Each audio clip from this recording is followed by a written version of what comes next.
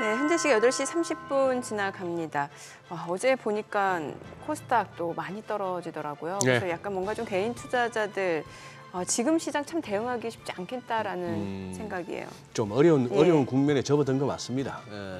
그리고 어떻게 보면 우리 코스피가 글로벌 증시를 갖다가 선도한다는 이렇게 일부 우리 또 김영익 교수님 같은 분도 그런 네네네. 주장하시고 하는데 굉장히 공감이 가는 요즘 흐름이고요.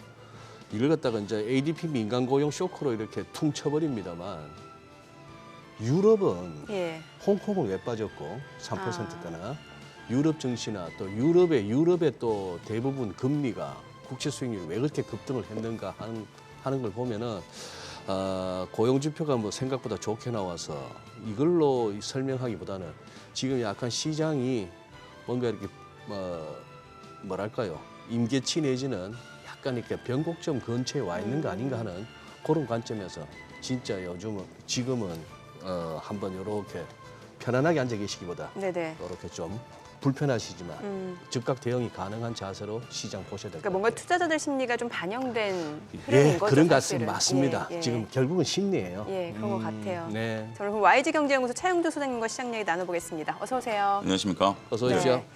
뉴욕 증시 얘기 좀 해볼게요. 네. 뭐 민간 고용 지표 좋았다고 하는데 이러니까 연준이 추가 긴축을 계속 이어가지 않겠느냐라고 이제 해석은 나오는데 글쎄요, 3대 지수가 다 빠졌네요.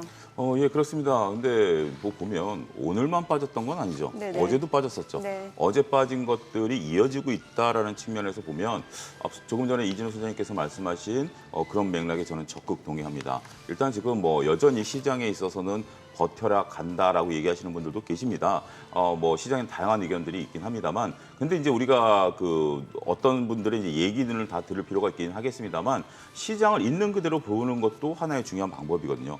시장에서 투자자들이 지금 느끼는 건 두 가지 정도라고 보여집니다. 첫 번째는 일단은 약간의 이제 불안감들이 서서 이제 고개를 들기 시작한 거고요. 그러다 보니까 이 정도면 내가 이익을 실현하겠다라는 욕구가 굉장히 심해진 것 같아요. 그렇기 때문에 지금 구간에서 손해를 보고 파시는 분들은 그렇게 많지는 않을 것 같아요. 어떻게 보면 내가 이익을 30% 내지 40%에서 이제 더 들고 가려고 하다가 흔들리기 시작하니까 이 정도면 일단 확정하고 보자라는 심리들이 좀 더 우세하다. 그러니까 어떻게 보면 조금 이제 주식을 좀 많이 알고 현명하신 분들이 지금 빠져나오는 구간이다라고 저는 말씀드리고 싶어요. 주식이라는 게 우리가 영원히 올라가는 주식은 뭐 역설적으로 없다라는 것도 좀 봐야 되겠죠.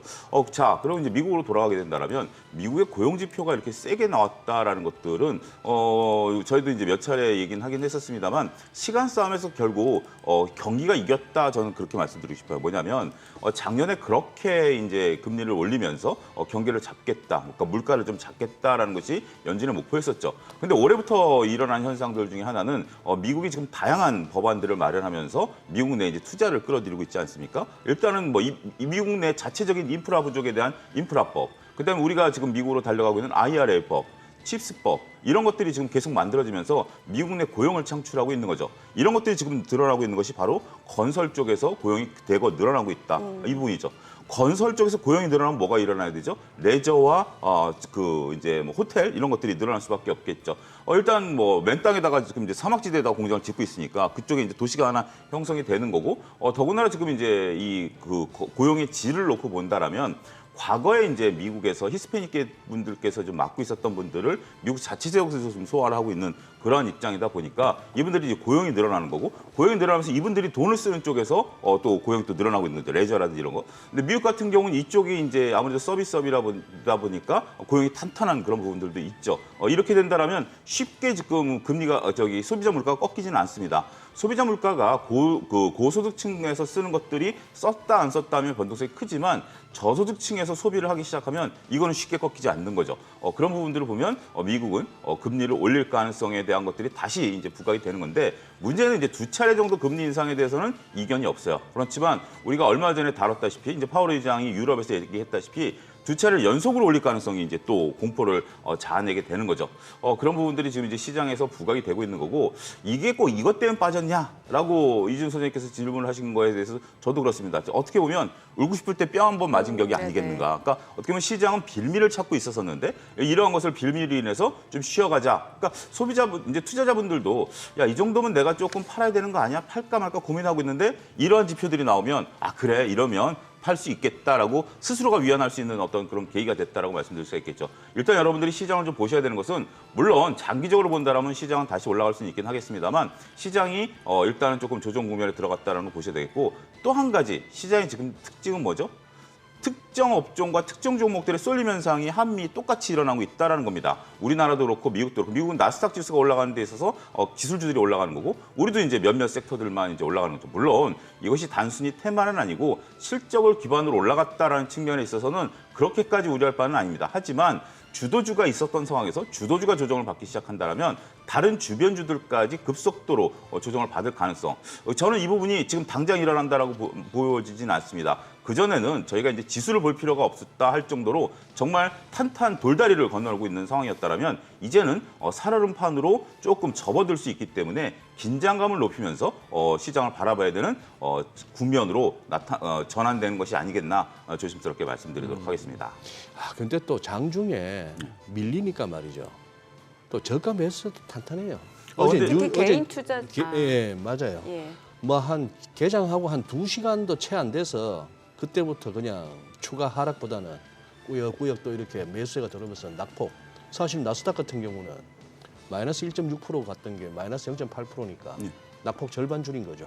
근데 어제 같은 경우 나스닥 같은 경우는 종가가 저점이었죠. 뭐 이틀을 보게 된다라면 자율적 반등을 볼 수 있겠는데 우리 코스닥 차트를 한번 좀 띄워주셨으면 좋겠습니다. 코스닥. 예, 코스닥 네. 차트가 바로 이게 굉장히 저는 의미가 있다라고 좀 말씀을 좀 드릴 수가 있겠는데요.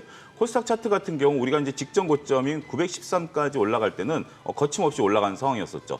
그런 상황에서 지수가 그 상향을 좀 주봉이라도 좀 넓게 보셨으면 좋겠는데 일단은 좀 조정을 좀 받은 상태에서 다시 900까지 반등세를 나타냈었죠. 그러니까 많은 이제 시장 참여자분들께서 이제 버티면 좀 올라갈 수 있구나라는 신뢰를 준 거죠. 그러다 보니까 최근에 조정 국면에서도 외국인과 기관이 빠져나가는데 개인분들이 대거 사기 시작하면서 지수를 받치고 있는 상황이었는데 우리가 그렇죠.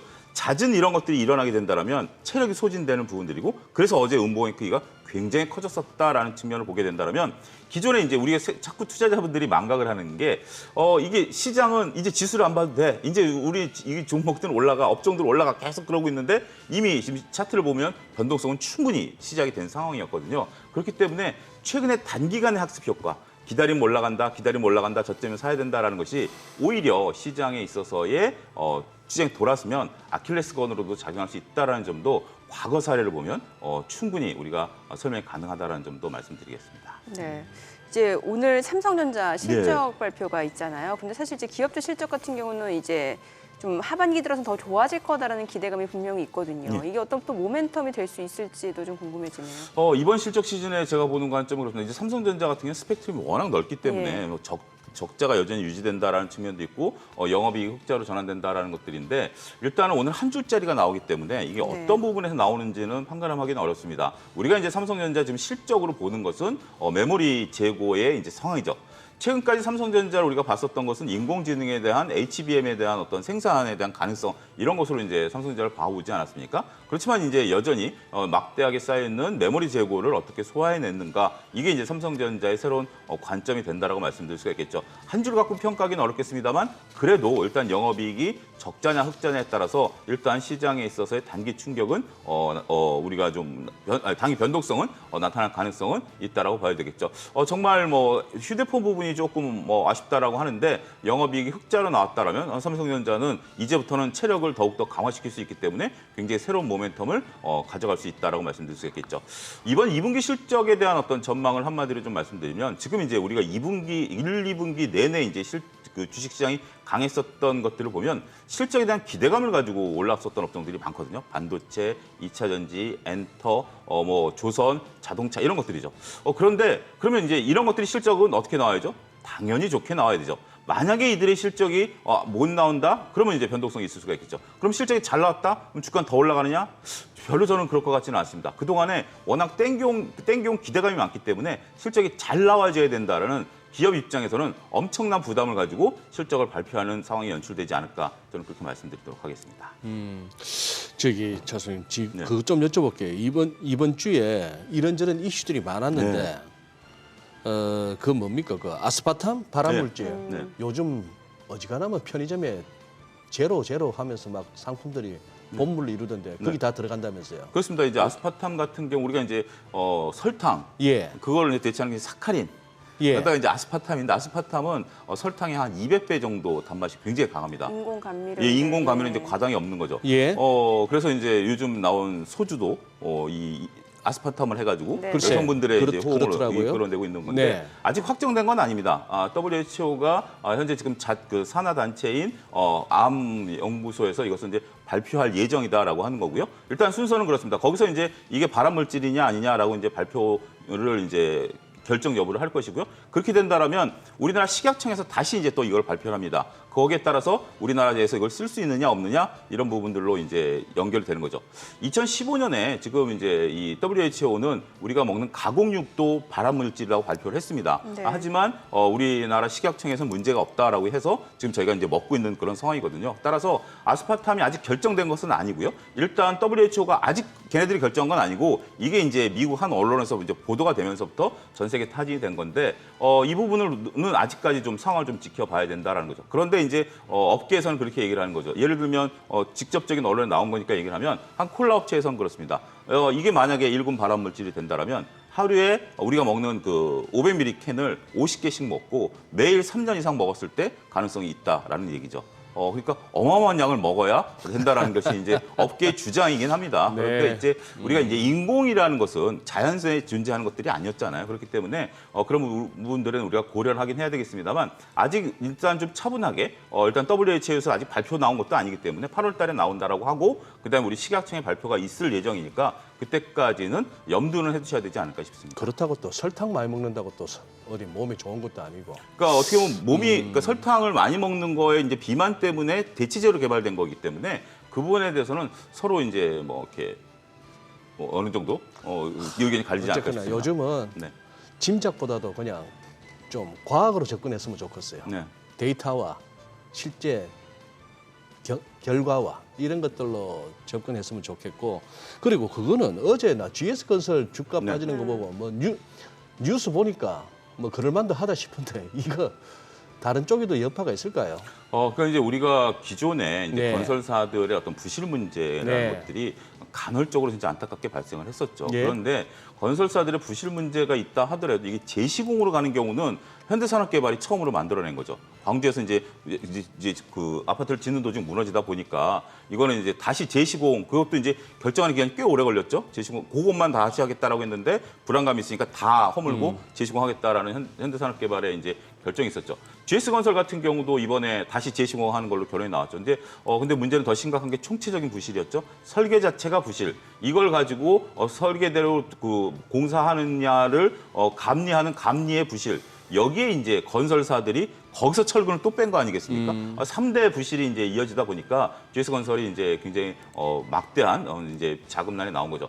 자, 이제 이 문제가 몰고 올 여파를 두 가지 관점으로 봐야 될 것 같습니다. GS건설만의 문제겠느냐라는 부분에서는 아직까지 이제 불안감이 있다라는 측면. 우리가 이제 이준 선생님이 말씀하신 것처럼 데이터로 접근을 하긴 해야 되지만 네. 사람이란 게 항상 데이터가 아니라 때로는 감정적인 거잖아요. 네. 다른 건설사라고 괜찮겠느냐라는 네. 어떤 불안감들이 지금 이제 이 건설업계를 이제 짓누르는 거고 혹시 이제 만약에 전수조사가 들어가서 문제가 된다라면 이제는 뭐 당연히 재시공이 들어가게 되면 몇 천억 정도, 몇 조 정도 손해 보는 거는 건설사가 고스란히 안아야 되는 부분들이죠.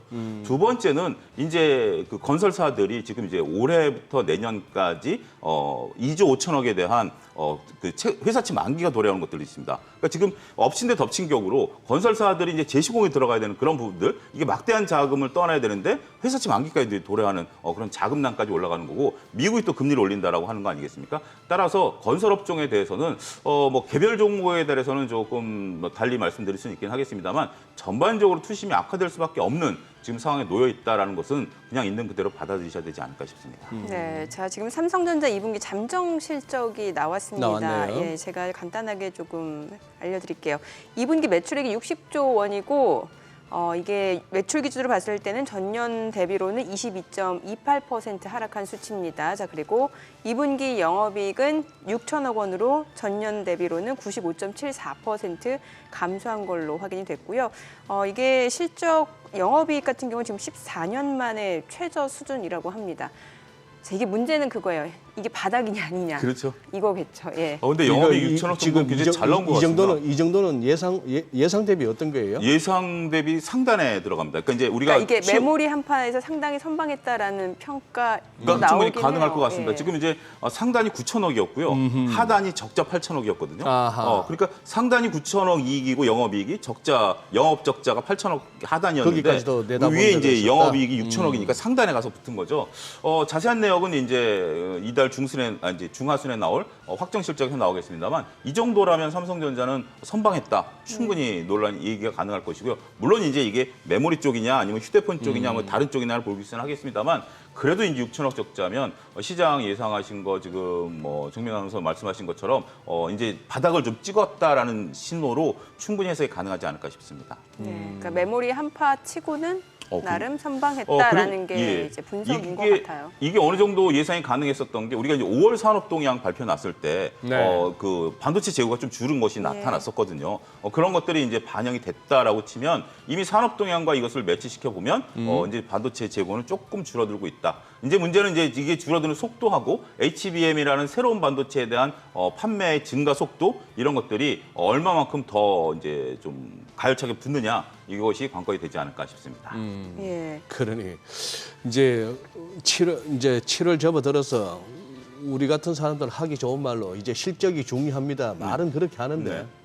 실적이 좋게 나오든 나쁘게 나오든 거기에 주가가 어떻게 반응할지는 솔직히 몰라요. 근데 저는 이번에는 오히려 실적이 잘 나오는 기업들의 신경 쓰시는 것보다는 실적이 생각보다 못 나오는 기업들의 주가 변동성이 커질 가능성이 있다라고 저는 보여집니다. 주가 변동성이 커진다. 주가 변동이 커진다는 것도 위냐 아래냐. 위냐 아래냐. 아래 이제 보통 우리가 변동성이 커진다라는 건 이제 아래를 의미하는 게 한 3분의 2 정도죠. 왜냐하면 지금 앞서 언급드렸다시피 웬만한 업종들은 실적을 다 반영했다라고 저는 보거든요. 삼성전자도 지금 계속해서 올 초부터 올라갈 때마다 반도체가 재고 사이클이 돕니다 하는 게 그러면은 역으로 소장님께서는 삼성전자가 앞으로 조금 더 우상향 추세를 이어가기도 쉽지 않다라고 보시는 이거는 이제 어느 정도는 이제 하는데 이제 밀리지는 않는다라는 아. 개념으로 지금 이제 주가가 주식시장이 이제 변동성을 좀 갖고 있는 상태에서 삼성전자가 밀릴 만한 요소는 없다. 오히려 좀 탄탄해질 가능성이 있고 삼성전자에 새로운 재료가 있잖아요. HBM이. 근데 만약에 우리가 다른 업종 같은 경우 뭐 예를 들어서 영업이익이 이번에 크게 늘어날 걸로 봤는데 100% 늘어날 걸로 봤는데 영업이익이 한 80%밖에 안 늘어났다. 굉장히 좋은 뉴스잖아요. 80% 영업이익이 늘어난 거죠. 하지만 100% 늘어났다라고 시장의 밸류를 이미 반영해버렸기 때문에 그러면 오히려 주가 빠지는 거죠. 그러면 이제 사람들이 그런 거죠. 야, 영업이익 좋다는 주가 왜 빠져? 재무제표랑 영업이익은 소용없어. 이런 논리로 접근하시는 분들이 있는데 저는 그건 아니다라고 봐요. 이미 지금 주가는 영업이익을 다 땡겨온 상태라고 보여지는 거죠. 근데 새로운 것은 이제 그런 거죠. 어제 이제 네카오 같은 경우 올라간 것이 물론 이제 그 수급이 외국인과 기관들이 들어온 게 쇼커버링이다 이렇게 보는 시각도 있습니다만 증권가들이 목표 주가를 올렸고 만약에 이렇게 바닥에 있는 종목들의 영업이익이 생각보다 조금 더 좋아진다라면 주가는 새로운 퍼포먼스를 보일 수 있다는 거죠. 보통 우리가 여러분들이 보실 때 영업이익이 좋으면 주가가 무조건 좋다. 이거는 저는 잘못된 방식이라고 보고 영업이익을 주가가 어느 정도 반영하고 있느냐 이걸 잘 계산하시는 게 그게 노하우라고 봅니다. 근데 지금 우리가 상황에서 놓고 본다라면 러프하게 말씀드리면 이미 우리가 잘 알고 있는 대부분의 업종들 많이 올랐던 종목들은 영업이익을 좀 반영해 놓고 있는 상태다. 이걸 염두에 두셔야 될 것 같습니다. 그러니까요. 이제 실적에 따라서 주가가 어떻게 반응하느냐도 사실 이제 뚜껑을 열어봐야 되는 것처럼 오늘 나온 지표 중에 하나가 우리나라 5월 경상수지가 이제 19억 달러 흑자로 돌아섰어요. 네. 흑자로 돌아섰으니 자 경상수지가 무역수지에서 경상수지까지도 적자다 해서 그렇죠. 우려스럽다가 이제 흑자로 돌아섰으면은 이거 뭡니까? 이거 워낙 강세 요인이잖아요. 그렇습니다. 예. 그런데 NDF가 1,307원으로 끝나서 오늘도 한 전일 대비 한 8원 정도 높게 시작할 것 같은데 지금도 NDF 시세는 1, 2원 더 올라가요. 그러니 이게 시장 참 어려운 거예요. 더군다나 이제 환율도 뭐 이준수 선생님이 전문가이시긴 합니다만 이준수 선생님이 요즘 제가 종종 뵈면 야 환율 어렵다 이렇게 말씀하시는 거 보면 환율 아니라 주식도 그렇고 요새 시장 너무 모르겠어요. 그러니까 이게 좀 쉽지 않은 것 같아요. 근데 네. 최근에 이제 그 중국에서 발표된 것을 보면 중국의 지금 이제 인민은행장 후보 이제 인민은행 당선 1위가 우리 이창용 총재를 중국에서 만났지 않습니까? 네. 베이징에서 이제 만났는데.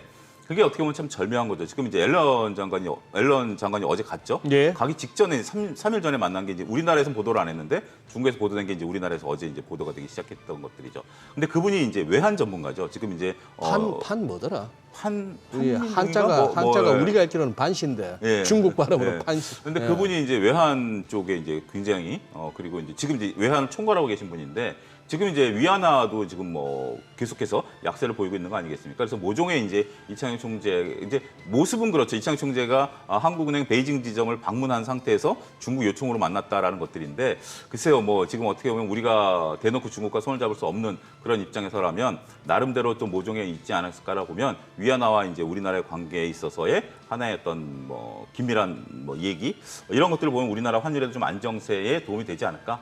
이 부분은 조금 제 내피셜이다라는 점도 말씀드리도록 저도 내피셜 예. 하나. 예. 옐런 재무장관이 온화한 표정으로 왜 저기까지 직접 가셨을까? 어? 그냥 저의 내피셜. 우리 저 뭐 서로 규제 강화 어쩌고 뭐 패권 경쟁 그거는 신문에서 떠들어라 언론에서 떠들어라 그러고 우리는 그렇잖아 이러면서 우리 국채 좀 사줘 이런 것 같아. 우리 앞으로 많이 찍어야 되는데. 요 앞콘에서 진행하시는 김대 박사님 그걸 보면 지금 앨런 장관 같은 경우는 중국에서 굉장히 우호적인 분으로 이제 보고 있는 부분들도 있거든요. 그런 부분들을 좀 봐야 되고 관세이나 이번에 좀 협의가 있을 것이라고 보고요. 관세이나. 그러니까 이제 지금 그 트럼프 대통령이 만들어놓은 중국산 예. 제품에 대한 중국산 제품이 미국으로 들어올 때 관세를 높여버렸거든요. 일단 기부하고 테이크 해야죠. 그러니까 관세 이제 좀 낮춰주고. 그것 때문에 예. 좀 소비자 물가가 안 내려가고 있고 지금 내년 대선 앞두려면 소비자 물가를 낮춰야 되는 미국 입장에서 본다라면 어떤 뭐 모종의 딜이 충분히 가능하지 그럴 않을까 것 싶기도 같아요. 합니다. 예. 네.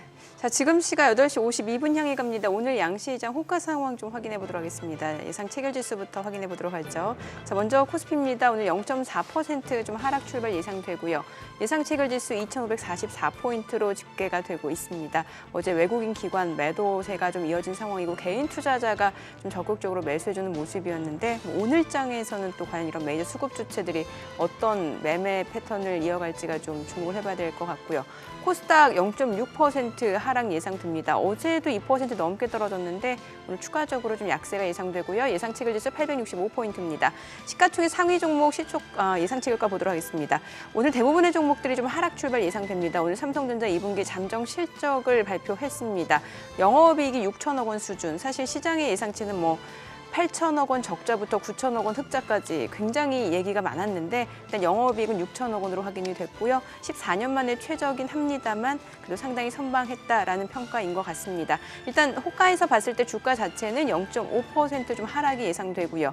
예상 체결가는 71,200원으로 집계가 되고 있습니다. LG 에너지솔루션은 1.2% 상승 예상되죠. 예상 체결가 57만 2천 원. SK 하이닉스가 1% 하락 예상됩니다. 예상 체결가 11만 2,600원이죠. 삼성 바이오로직스 0.6% 하락 예상되고요. 삼성전자 우선주 약보합권 예상됩니다. 그리고 삼성 SDI가 1% 하락 예상되고요. LG와 보합 출발 예상됩니다. 현대차, 기아가 1% 안팎으로 좀 떨어질 걸로 보이고요. 포스코홀딩스도 하락 출발 예상되고 있습니다. 오늘 장에서는 이제 대부분의 종목들이 일단 좀 하락 출발 예상되고 있는 상황이고요. 코스닥 시가총액 상위 종목 예상 체결가도 보도록 하겠습니다. 에코프로비엠이 0.9% 하락 예상됩니다. 예상 체결가 27만 2,500원. 에코프로 보합 예상되고요. 셀트리온 헬스케어 강보합권 예상됩니다. LNF가 1.4% 좀 하락할 걸로 보이네요. 지금 호가에서는 23만 5천 원이고요. JYP 엔터테인먼트 강보합권 예상됩니다. HLB가 0.8% 떨어질 걸로 보이고요. 펄어비스 보합 예상됩니다. 셀트리온 제약 0.7% 하락 예상되고요. 그밖에 케어젠, SM 아직 호가에서는 뭐 뚜렷한 움직임이 나타나지는 않고 있습니다. 자, 이제 개장까지 6분여 가량 남았습니다. 시장 이야기 좀 이어가 보도록 하죠. 예. 뭐 일단 지금 호가로만 봤을 때는 시장이 조금 더 좀 조정이 이어질 수 있을 것 같다는 생각이 들거든요. 네, 예. 저는 아까 그 인사이트 리드의 네. 그 뭡니까 전략가 한 분 나와서 여성 전략가 한 분 나와서 얘기했잖아요. 예. 제일 그 귀에 들어오는 게 그겁니다. Higher for longer. 이것도 우리가 살짝 잊고 지냈는데 연준이 계속 강조했던 건 그거거든요.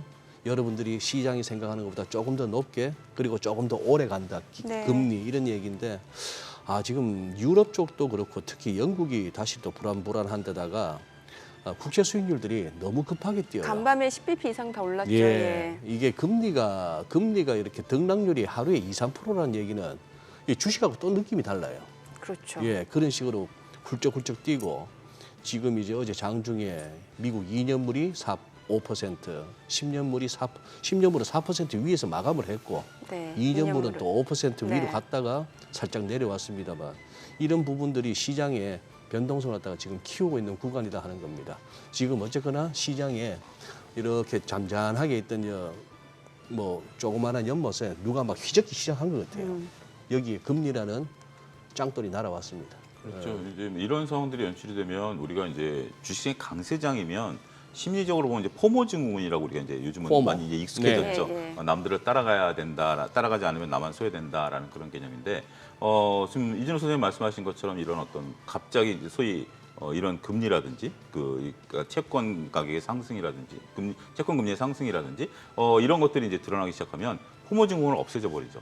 야, 이거 지금 내가 현금을 갖고 있는데 좀 불안감이 있네? 그럼 조금 더 기다려보는 게 낫지 않을까라는 생각이 들어주면 수급이 바뀌게 되는 거죠.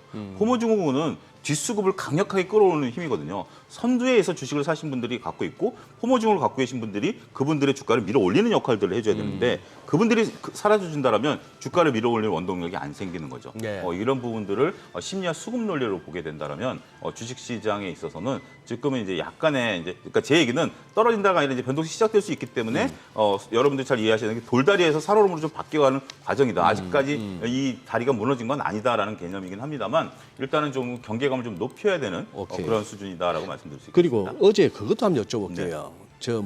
어제 장이 워낙에 코스닥도 점심 무렵부터 해서 막 밀리고 하니까 장 마감 이후에 이렇게 시황 다루는 여러 컨텐츠들이 보니 그게 뭡니까 루머가 이렇게 도는 와중에 새마을금고 관련 루머도 좀 돌았다면서요. 지금 뭐 뱅크론 얘기 나오고 예.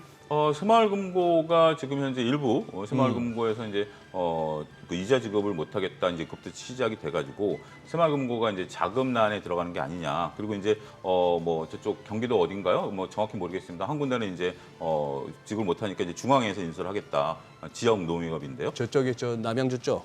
이제 그런 예. 어떤 얘기들이 나오면서 이제 어떻게 보면 소위 이제 뱅크런 예. 가까이 이제 아침마다 줄을 서고 있고 이런 부분들이 된다라고 하는 거죠. 그렇지만 이제 금융당국은 과거 이제 IMF 때도 새마을금고가 망한 적은 단 한 번도 없다. 지급은 하겠다라는 건데 일단 뭐 예금자보가 뭐 5천만 원까지 한다 하더라도 좀 불안감을 느끼시는 분들이 좀 있는 것 같습니다. 과거에 이제 우리가 일부 지역에서 좀 불편한 사건도 있었기도 했긴 때문인데 일단 이런 것들은 좀 심리적인 부분들이죠. 그런 분들이 굉장히 강한 그런 요소들이다라고 좀 말씀드릴 수가 있겠고 저게 이제 어떻게 보면 주식시장의 불안감 저는 좀 그거는 좀 별개로 볼 수 있을 것 같습니다. 별개로 좀 봐야 되는 거 아니냐 싶은데 근데 이제 새마을금고가 불안하게 된다라면 새마을금고 입장에서 보면 자금을 일단 빠르게 회수를 해야 될 거 아니겠습니까? 네. 그러면 특히 이제 PF 대출이라든지 뭐 중금리 대출에 이제 기업들에 나가 있는 것들에 연장이 안 될 가능성들도 있는 거죠. 그런 가능성들도 보게 되면 중기적으로는 뭐 기업들에 영향을 미치고 이런 것들이 주식시장에 영향을 미치긴 하겠습니다만 지금 당장 저것이 시장을 밀고 올 그런 상황들은 아니다라는 거죠.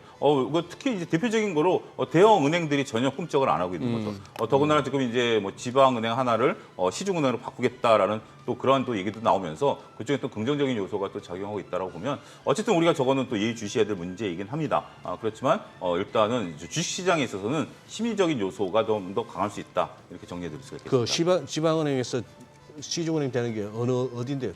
대구은행? 예, DGB. DGB? 지금 이제 확정된 걸로 지금 네, 나오고 네. 있습니다. 예. 네, 저 어제 시장 떨어지니까 이제 개인 투자분들도 이런 생각하시는 분들 꽤 많다고 들었어요. 그 2차 전지 더 떨어지면 이제 좀 네. 슬슬 매수를 해봐야 되는 거 아니냐라고 지금 이제 대기하고 계신 분들이 꽤 있거든요. 예. 어떻게 보세요? 근데 2차 전지는 좀 두 가지로 말씀드리겠습니다. 어디까지 떨어져야 될지에 대해서는 다 투자자들의 마음이 좀 다 다른 것 같고요. 지금 이제 2차 전지에서 지금 우리가 여러분들이 말씀하시는 건 딱 두 종목일 것 같아요. 에코프로와 에코프로 게임이고 맞아요. 나머지들은 지금 뭐 벌써 50% 이상 떨어진 종목들도 많기 때문에 그것이 더 떨어지면서 한다라는 개념은 아닐 걸로 보여지긴 합니다. 그런데 이제 에코프로 같은 경우 뭐 여러 가지 얘기가 가능하겠죠. 일단 이번 주 초에 이제 쇼크볼이 이제 들어와 줬는데 어제 같은 경우 다시 외국인과 기관들이 이제 매도가 나왔어요. 그러니까 어떻게 보면 공매도가 또 다시 이제 새로운 공매도가 또 늘어난다는 얘기도 어제 또 들리긴 했어요. 그래요? 수급을 제가 보기 전에 어제 이제 새로운 공매도가 늘어난다는 얘기도 그러니까 루머이긴 하지만 장중에 돌아다니는 얘기니까 네. 이제 좀 들은 바가 있습니다만 일단 아무래도 이제 에코프로 같은 경우 이제 100만 원에 대한 터치 여부가 관건이고 만약에 그게 안 된다라면 좀 라운드 형태로 조정을 받을 수 있는 거기 때문에 저거는 수급 논리라 저희가 이제 어떻게 얘기하기는 좀 어려울 것 같아요. 근데 이제 에코프로 같은 경우 재료가 다 나왔죠. 실적이 좋아진다, 신용 등급 상향한다, 그리고 쇼커버링까지 다 나온 상태에서 다음에 이제 추가적인 재료가 무엇인지 네. 좀 궁금하다 이렇게 말씀드릴 수 있겠습니다. 네. 자, 간밤 뉴욕 증시 하락 마감했고요. 오늘 국내 증시도 호가로 봤을 때는 좀 하방이 예상이 되는 시장 분위기인 것 같습니다. 흐름 확인해 보도록 하겠습니다. 개장합니다.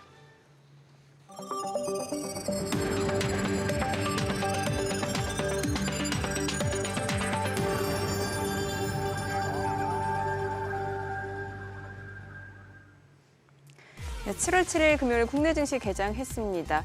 일단 뭐 미국 쪽에서 나온 소식 ADP 민간 고용 시장 예상치보다 굉장히 좋게 나왔습니다. 고용이 탄탄하다라는 측면에서 역설적으로 연준은 추가적으로 긴축을 더 이어갈 수도 있을 거다라는 해석이 나오고 있고요. 그에 따라 시장이 떨어졌다 이런 얘기들 나옵니다. 다만 이제 투자 심리 자체가 워낙 상반기에 많이 올랐기 때문에 좀 기술적으로 차익 실현을 하려는 욕구가 커질 수밖에 없는 시장 분위기인 것 같고요. 어제 코스피 코스닥 양시장 일단 외국인과 기관 동반 매도 공세에 좀 하락 마무리가 됐고 특히 코스닥 쪽이 좀 많이 떨어지는 모습이었습니다. 과연 오늘장 또 반등을 보여줄 수 있을지가 중요한 관전 포인트가 될 것 같은데요. 양시장 출발 지수 보도록 하겠습니다. 코스피 일단은 0.3% 떨어집니다. 2,547포인트, 코스닥도 0.28% 하락입니다. 0.3% 떨어지네요. 867포인트입니다. 시가총액 상위 종목 시초가 보도록 하겠습니다. 삼성전자가 0.8% 떨어집니다. 오늘 삼성전자 2분기 잠정 실적이 발표가 됐습니다. 영업이익이 6천억 원, 14년 만에 최저고요. 전년 대비로는 95% 넘게 급감한 수치입니다. 매출액이 60조 원입니다. 역시 매출액, 영업이익 다 전년 대비로 감소는 했습니다만 그래도 메모리 한파 속에서 상당히 선방했다라는 평가들 나오는 것 같고요. SK하이닉스 오늘 1.6% 떨어집니다. 11만 1,900원. LG에너지솔루션은 0.7% 올라갑니다. 56만 9천 원. 삼성바이오로직스가 0.6% 하락하네요. 74만 4천 원. 삼성전자 우선주가 좀 떨어지고요. 삼성 SDI가 지금 현재 0.28% 하락입니다. 70만 1,000원이고요. LG화학이 0.4% 떨어지네요. 현대차도 0.7% 하락합니다. 20만 5천 원. 기아가 1% 약세죠. 87,700원. 이건 포스코홀딩스 0.3%, 0.2% 내림세 39만 3천 원.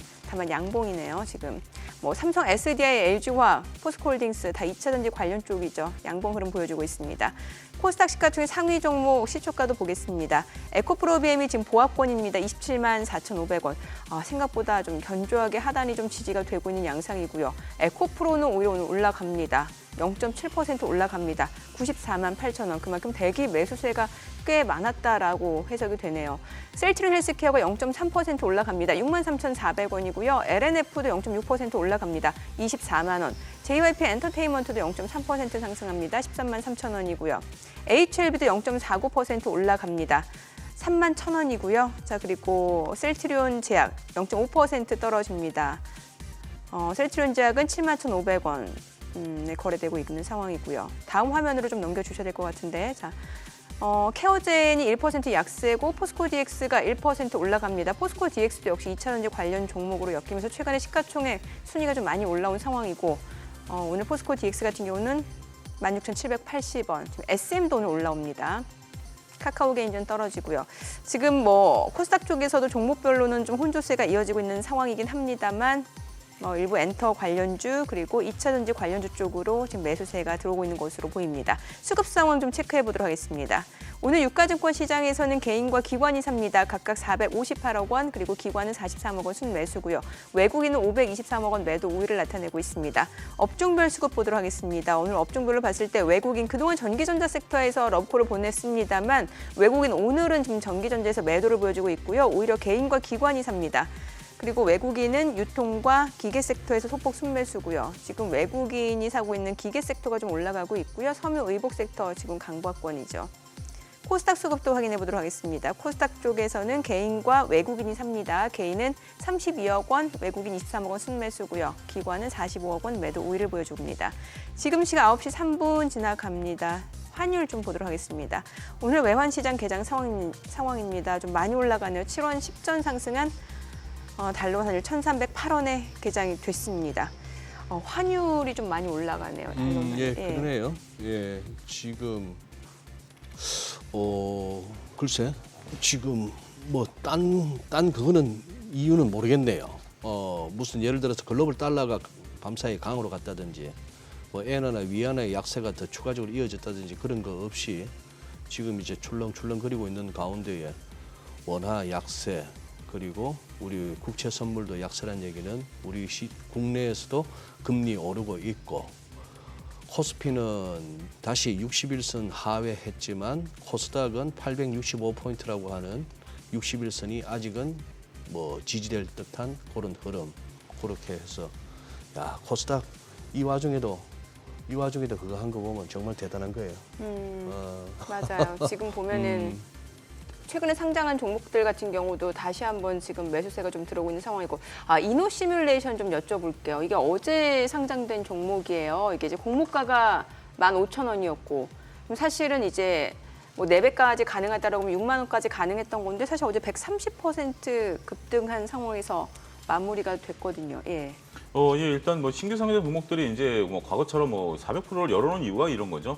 장중에 이제 다 소화시키자라는 그런 얘기고 시장에 있어서의 이제 신규 상장되는 종목들의 특징을 보면 회사들이 나쁜 회사들이 이제 신규 상장되는 것들은 아닙니다. 나름대로 이제 괜찮은 업력들이 좀 오래된 회사들이 좀 상장이 되는 건데 지금 시장의 관심이 아무래도 이제 뭐 인공지능이라든지 뭐 2차 전지, 반도체 뭐 이런 쪽들에 관련된 종목들이 아니라면 조금 상대적으로 저조한 움직임들을 당일날 흥행에 있어서는 뭐 나름대로 한편으로 성공했다라고 볼 수도 있는 거죠.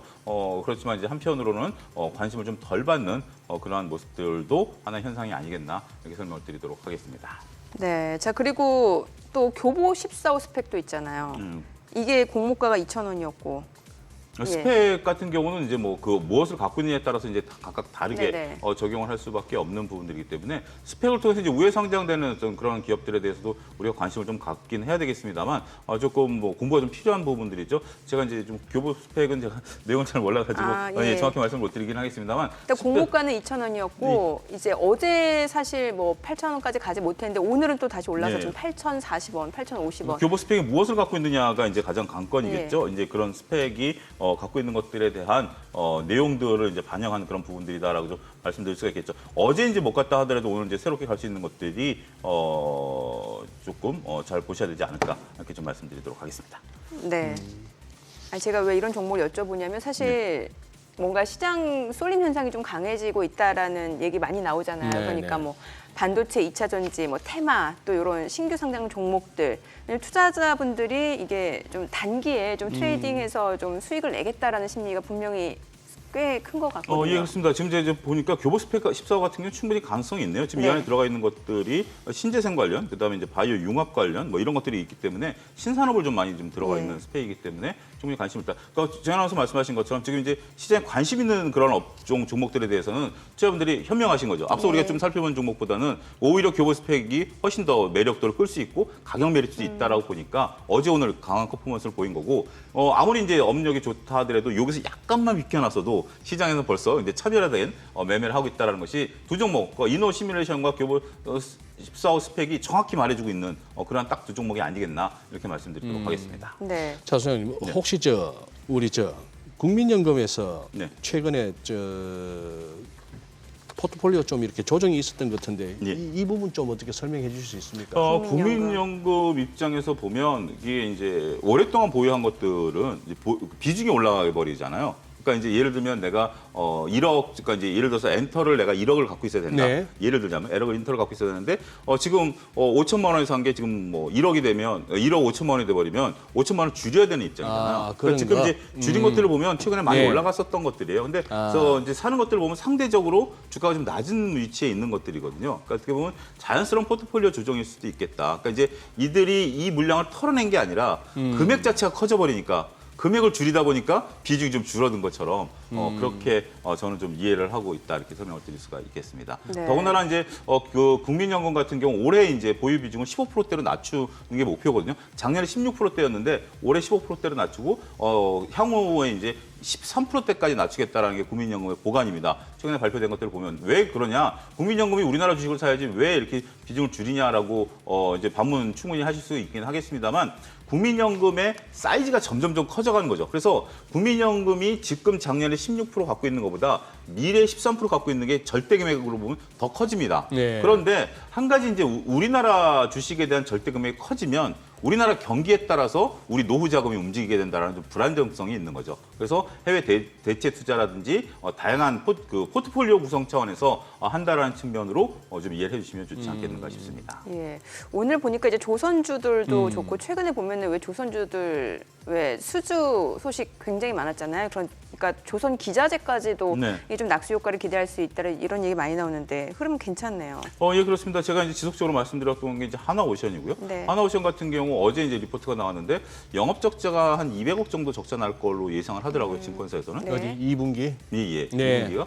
200억 적자를 낼지 아닐지 이제 초미의 관심권이죠. 네. 아직까지 이제 지금 여러분들이 보시는 화면에 있는 종목들 중에 유일하게 적자가 하나오션 하나밖에 없거든요. 나머지 다 1분기 때 흑자 전환했거든요. 그렇기 때문에 하나오션이 이번에 할지 안 할지가 이제 초미의 관심권. 그것 때문에 오히려 주가 퍼포먼스 좋은 거예요. 제가 말씀드린 것처럼 이미 밑에 단에 있는 종목들은 다 흑자 전환했어요. 하나만 못했어요. 그런데 이번에 흑자 전환된다? 그럼 주가 퍼포먼스가 좋을 수도 있다라는 그런 가능성이죠. 어찌됐든 지금 조선사들이 선별 수주에 지금 들어갔다라고 좀 얘기를 하고 있는 입장이고 이러한 선별 수주는 결국 이익을 증가시킬 수 있는 그런 부분들이라고 말씀드릴 수가 있겠고 그런 부분들은 조선사들이 상대적으로 이제 이익 모멘텀을 받는 자리에 있다라는 인식들이 퍼져가고 있다 이렇게 말씀드릴 수가 있겠습니다. 왜 자동차도 보면 완성차보다는 부품주가 탄력도가 좋고 그렇죠. 조선도 사실 기자재 쪽이 더 좋은 것 같은 게 네. 오늘도 보면 HSD 엔진, KSP, 뭐 오리엔탈 전공, SNW, 성광밴드, 동성화인테 이게 다 조선 기자재 기자재죠. 쪽이잖아요. 이게 꼭 예. 조선 쪽만이 아니라 이제 플랜트라든지 뭐 여러 가지 다 들어가는 부분들인데 어쨌든 지금 이제 조선사들의 이제 좀 상황들이 좋다 보니까 예. 단가 인하 압력에서도 좀 벗어났다라고 좀 봐야 되겠죠. 조선사가 어려우면 야 우리가 어려운데 동생 니네도 좀 같이 고통분담해 이제 이 논리가 가능했습니다. 형이 이제 좀 배가 부르니까 네. 동생들까지도 이제 충분히 움직일 수 있다라는 것들이 인식이 좀 되고 있고 그리고 이제 기자재 쪽에 대해서는 오랫동안 여기도 의외로 찐팬들 분들이 많으세요. 네네. 그러니까 2차 전지에 대해서 찐팬 분들이 많으신 것처럼 조선 기자재에 대해서도 제 이제 주위에서 보면 기자재만 얘기하시는 분들이 계속 계세요. 이것들이 이제 올라간다 이제 보면 어떤 그런 분들이 있기 때문에 그래서 변동성이 한번 생기면 확 땡기는 그런 모습들도 하나의 시장 현상이 아니겠나 그렇게 싶습니다. 예. 저기는 요즘 유가가 떨어져서 그러나 이 정유주들이 맥을 못 추네요. 정유주들하고 석유화학주들을 다 이제 아우러서 좀 봐야 될 것 네. 같은데요. 일단 뭐 석유화학 같은 경우는 좀 수출이 좀 안 되고 있다라는 좀 그런 거고 SOE를 좀 여러분들이 좀 보실 때 제가 이제 이 자리에서 한 2차례 정도 말씀드렸습니다. SOE 이제 중간 배당 안 한다라는 거. 중간 배당을 안 한다. 그건 SOE 빈살만 왕세자가 왔을 때 밝혔죠. 지금 SOE 같은 경우는 울산에다가 그 정유학 단지를 짓고 있거든요. 그러니까 빈살만 왕세자가 6조인가 넣었을 겁니다. 6조를 넣고 나머지 이제 추가적인 구조는 이 SOL이 창출한 영업이익을 가지고 중간 배당 안 하고 거기서 설비 투자한다고 했거든요. 그러니까 이제 중간 배당의 매력도가 사라진 주식이 된 네. 거죠. 그리고 이제 앞으로 이제 울산의 중학단지가 개설이 되면 새로운 영업이익을 창출하긴 하겠습니다만 지금 이제 정유주들 입장에서 보면 새로운 모멘텀은 없는 거죠. 그러니까 SOL은 지금 정유주에서 화학업체로 변신하고 있는 단계고 안타깝게도 변신하려고 하는 화학업체들이 지금은 상당히 지금 중국 수출 문제라든지 이런 것들이 좀 걸려 있다라는 것들 더 길게 보면 이번에 사우디에서 현대건설이 따온 것들은 우리나라 화학업계엔 큰 악재다. 그 부분도 같이 말씀드려요. 왜 악재냐면 사우디가 지금 레온시티 관련해가지고 그 석유를 파는 것을 자기들이 가공해서 에틸렌을 만들어서 팔겠다라는 거 아니겠습니까? 그러면 우리는 그동안에 중동에서 석유를 수입해와서 남의 화학별대에서 산업에 쌀인 에틸렌을 만들어가지고 다양한 가공을 해서 팔았는데 중동이 스스로 하겠다라는 것은 잠재적인 우리한테는 악재가 될 수밖에 없다는 점도 염두에 두셔야 되겠습니다. 2차 전지 열기는 쉽지가 않네요. 예, 오늘 같은 경우 이제 금양이라든지 코스모화학이 뭐 다시 뿜는 예. 모습을 보이고는 있습니다만, 근데 이제 한 가지 저는 조금 미묘하게 느끼는 것이 금양 같은 경우 벌써 윗골을 달았거든요. 그리고 이제 에코프로드 같은 경우도 따라가는 듯 했습니다. 6개월 달았습니다. 이제 이게 좀 강한데 이 강한 모습들이 어떤 변동성을 좀 보이는지 좀 보셔야 될 것 같아요. 2차 전지를 보실 때 저는 같이 보셔야 되는 것이 2차 전지가 굉장히 강한데 강했던 업종들이 몇 개 있어요. 반도체에서는 이수페타시스죠. 후공정의 대장주였고. 예. 그다음에 우리가 이제 요것을 아우르는 인공지능과 의료를 합친 루닛이라는 종목이 네네. 일단 굉장히 강했죠. 근데 최근에 이 종목들이 변동성이 시작이 됐거든요. 네. 루닛 같은 경우도 오늘 지금 현재 마이너스 플러스로 굉장히 왔다 갔다 합니다. 이수페타시스도 이제 그랬고 그렇기 때문에 지금 여러분들이 물론 2차 전지를 따로 보실 필요는 있긴 하겠습니다. 시장을 읽어내시려면 에코프로, 이수페타시스, 루닛 이 종목들이 어떤 변동성을 네. 보이느냐 이런 것들에 따라서 시장에 있어서의 수급 흐름도 읽어내실 수 있는 키워드가 되지 않을까 말씀드릴 수 있겠습니다. 네, 알겠습니다. 오늘 내용 잘 들었습니다. 고맙습니다. 네, 감사합니다. 고맙습니다.